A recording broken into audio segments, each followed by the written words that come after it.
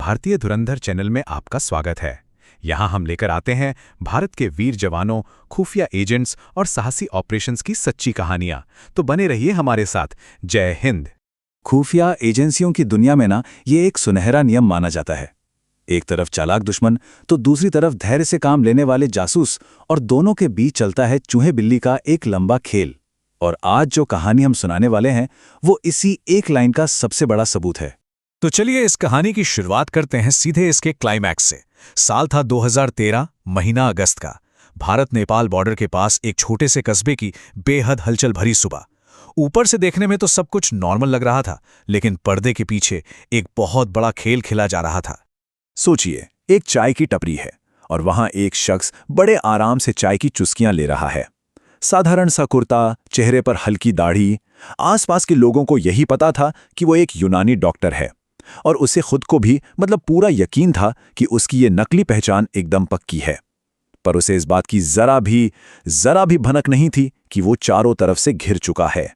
उसके चारों तरफ आम लोगों के बीच सादे कपड़ों में भारत की खुफिया एजेंसी आईबी और रॉ के सबसे तेज तरार एजेंट्स ने एक ऐसा जाल बिछा रखा था जो दिखाई नहीं दे रहा था। और जैसे ही उसने चाय का कप नीचे रखा, कुछ मजबूत हाथों ने उसे कसकर दबोच लिया। कोई शोर शराबा नहीं, एक भी गोली नहीं चली, और भारत का सबसे बड़ा दुश्मन चुपचाप पकड़ में आ गया। तो सवाल ये उठता है कि आखिर ये आदमी था कौन, और जो शख्स सालों से खुफिया एजेंसियों के लिए एक भूत बना हुआ था, जो हर बार बच निकलता था, वो इतने सीधे साधे जाल में फंस कैसे गया। चलिए आज इस पूरे ऑपरेशन की एक एक परत खोलते हैं। इस शख्स का असली नाम था अहमद जरार सिद्दी बप्पा, लेकिन दुनिया उसे जानती थी यासीन भटकल के नाम से। वो इंडियन मुजाहिदीन नाम के एक आतंकी संगठन का मास्टरमाइंड था। एक ऐसा नाम जिसने भारत के आम लोगों के दिलों में खौफ पैदा कर दिया था। जरा देखिए, 2008 से 2013 तक सिर्फ 5 साल के अंदर दिल्ली, पुणे, मुंबई, हैदराबाद, बेंगलुरु, भारत के बड़े बड़े शहर एक के बाद एक बम धमाकों से दहल उठे थे। इन हमलों में सैकड़ों बेगुनाहों की जान चली गई, और इन सभी हमलों का मास्टरमाइंड बस एक ही शख्स था, यासीन भटकल। लेकिन खुफिया एजेंसियों की फाइलों में उसे भूत क्यों कहा जाता था? देखिए, इसकी वजह ये थी कि यासीन का कोई डिजिटल फुटप्रिंट था ही नहीं। वो मोबाइल फोन का इस्तेमाल नहीं करता था। और सबसे ज्यादा हैरान करने वाली बात ये थी कि जब भी पुलिस या एजेंसी उसके किसी ठिकाने पर छापा मारती, तो वो उनके पहुंचने से ठीक 10 मिनट पहले जैसे हवा में गायब हो जाता था। सालों की ये भागदौड़, सैकड़ों नाकाम छापे। इसके बाद भारतीय एजेंसियों को एक बात तो साफ समझ आ गई थी कि इस भूत को पकड़ने के लिए पुराने तरीके अब काम नहीं करेंगे। कुछ नया सोचना होगा। उन्हें अपनी पूरी रणनीति ही बदलनी पड़ेगी। तो उन्होंने क्या किया? एजेंसियों ने यासीन के पीछे भागना छोड़ दिया। पुरानी रणनीति की कि उसका पीछा करो, जो हर बार नाकाम हो रही थी। अब नई रणनीति थी, उसके नेटवर्क को ट्रैक करो, उसके पैसों के लेन देन पर नजर रखो, उसके सपोर्ट सिस्टम की जड़ तक पहुंचो। मतलब अब वो शिकारी का नहीं, बल्कि शिकारी के बनाए जाल का पीछा कर रहे थे। तो इस नए तरीके में रॉ और आईबी ने पुरानी इंटरसेप्टेड कॉल्स को नए एल्गोरिदम से फिर से खंगालना शुरू किया। पैसों का जो अवैध लेन देन होता है, जिसे हवाला नेटवर्क कहते हैं, उस पर पैनी नजर रखी गई। और यहीं उन्हें एक छोटा सा सुराग मिला। पता चला कि नेपाल में कोई है जो मिडिल ईस्ट से आने वाला पैसा भारत पहुंचा रहा है। और जब इस शख्स की पहचान की गई तो एक नाम सामने आया, डॉक्टर इमरान। और ये डॉक्टर इमरान कोई और नहीं बल्कि खुद यासीन भटकल था। तो अब दुश्मन की लोकेशन भी पता थी और उसकी नकली पहचान भी। यहीं से शुरू हुआ इस कहानी का सबसे रोमांचक और खतरनाक हिस्सा, जिसका नाम था ऑपरेशन शैडो। लेकिन यहां एक बहुत बड़ी मुश्किल थी। यासीन भारत में नहीं था, वो नेपाल में था।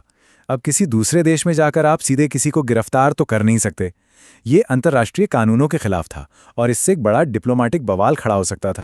तो इस मुश्किल का हल निकाला गया एक शैडो ऑपरेशन के जरिए। ये एक बेहद सीक्रेट मिशन होता है, जिसे रॉ और आईबी जैसी एजेंसियां किसी दूसरे देश में अंजाम देती हैं। मकसद बस एक होता है, बिना कोई हंगामा खड़ा किए चुपचाप अपने टारगेट को पकड़ लेना।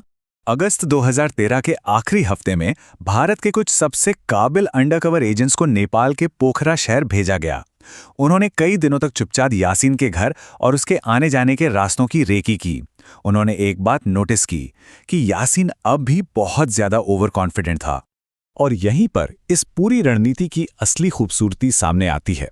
प्लान ये नहीं था कि यासीन को नेपाल के अंदर जाके पकड़ा जाए। नहीं, प्लान था कि इंतजार किया जाए कि वो खुद भारत नेपाल बॉर्डर के बिल्कुल करीब आए ताकि उसे आसानी से भारतीय सीमा में लाया जा सके। ये पूरी तरह से धैर्य का खेल था। और फिर वो दिन आ ही गया। खुफिया जानकारी मिली कि यासीन किसी काम से बॉर्डर के तरफ आ रहा है। बस फिर क्या था, सादे कपड़ों में भारतीय एजेंट्स ने रक्सौल बीरगंज बॉर्डर के पास अपना जाल बिछा दिया और वो भूत अपनी नकली पहचान के भरोसे सीधा उस जाल में आकर फंस गया। यासीन भटकल की इस एक गिरफ्तारी का असर बहुत गहरा हुआ। ये सिर्फ एक आतंकी की गिरफ्तारी नहीं थी, नहीं, ये उन गुमनाम हीरोज की जीत थी जो पर्दे के पीछे रहकर बिना किसी नाम के देश की रक्षा करते हैं। आप जानते हैं इस पूरे ऑपरेशन की सबसे बड़ी कामयाबी क्या थी? ये कि इसमें एक भी गोली नहीं चली। ये ताकत की नहीं बल्कि इंटेलिजेंस की जीत थी। ये गोलियों की नहीं बल्कि दिमाग की जीत थी।